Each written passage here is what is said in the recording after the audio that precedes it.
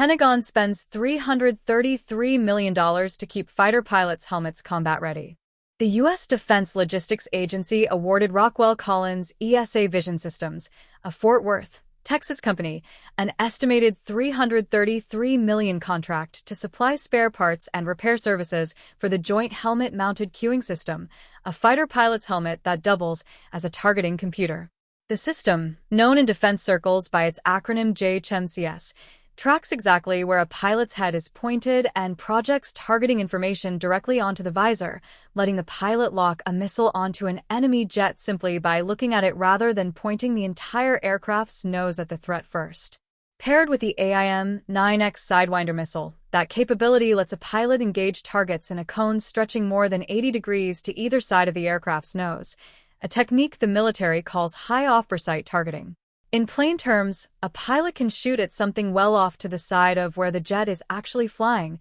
a battlefield edge that has mattered in close-in dogfights for more than 2 decades. Rockwell Collins ESA Vision Systems is not a household name, but the joint venture behind it certainly is. The company pairs Collins Aerospace, the aerospace and defense electronics arm of RTX, with Elbit Systems of America, the U.S. subsidiary of the Israeli defense technology firm Elbit Systems, and the partnership has built and supported joint helmet-mounted cueing systems since 1996. Over that span, the venture has delivered thousands of these helmet displays to more than 20 air forces worldwide and now serves as the current provider for the F-35's own advanced helmet display system, giving the company deep institutional knowledge of exactly the kind of parts and repair work this new contract covers. This new award covers what the Pentagon calls consumable spares, meaning parts that get used up and replaced during routine maintenance, along with what the contract terms depot-level reparable spares, the more expensive components that get sent back to a repair depot and fixed rather than simply thrown away and replaced.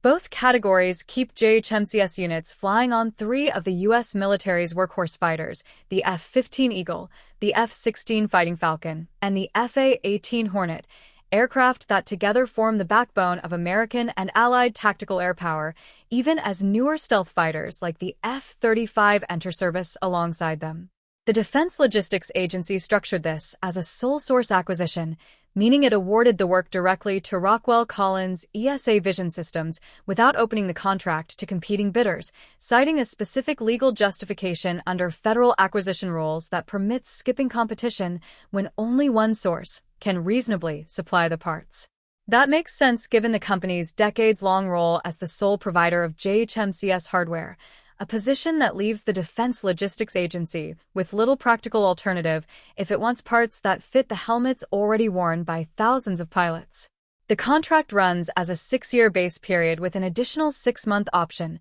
stretching performance out to a completion date of July 23, 2032, and the work will happen at sites in Texas, Oregon, and Israel, a footprint that reflects both Rockwell Collins ESA Vision Systems' domestic operations and Elbit Systems' Israeli engineering base. Funding flows from fiscal year 2026 through fiscal year 2032 defense working capital funds along with military service and foreign military sales funds, spreading the financial burden across the Air Force, the Navy, and a long list of allied nations that also fly JHMCS-equipped fighters. That international customer list is itself a snapshot of how widely this American helmet technology has spread. The contract names Greece, Morocco, Singapore, Chile, Denmark, Norway, Thailand, Oman, Taiwan, Portugal, Canada, Switzerland, and Australia as foreign military sales customers who will draw on this same contract for their own JHMCS spares and repairs, meaning a single supply chain in Fort Worth,